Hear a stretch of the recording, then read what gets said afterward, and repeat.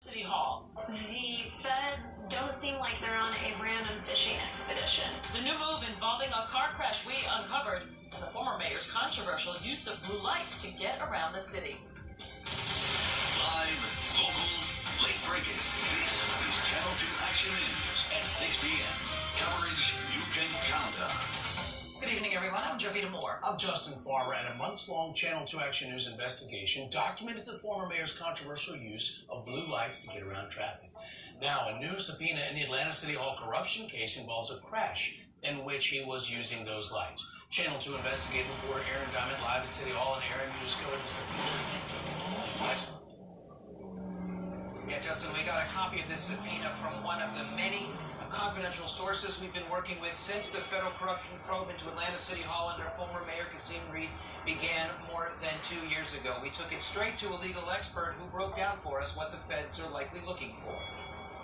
So it seems completely unrelated on its face. But Georgia State University Law School's Jessica Sino told us looking through a legal lens at this federal subpoena we got through a confidential source confirms a major new twist in the sweeping federal corruption probe into Atlanta City Hall under former Mayor Kasim Reed. They're knocking on his door, basically, at this point. In 2016, a Channel 2 Action News investigation spent weeks documenting Reed's APD security details' routine use of blue lights and sirens for non-emergencies. Critics called it a public safety risk. Days after that report, this police video from a crash in Cobb County that September involved Reed's SUV running lights and sirens to get the mayor to a meeting, which injured the driver of the other car.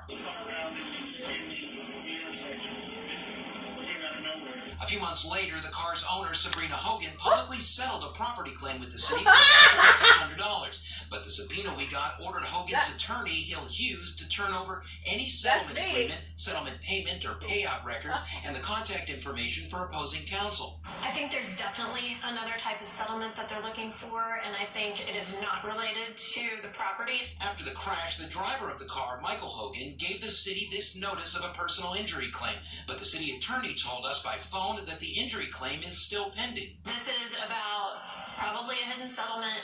Where did those funds come from? All Hughes would tell us is that he got the subpoena and turned over documents. But for Sino, the feds don't seem like they're on a random fishing expedition, but it does seem that as they go, they're finding new avenues to investigate, and this is one of those new avenues. neither the U.S. attorney nor his lead prosecutor on the case would comment on this subpoena. And so far, former Mayor Kasim Reed has not responded to the email I sent him earlier today asking for his thoughts on all of this. So far, the federal corruption probe has led to 5 guilty pleas.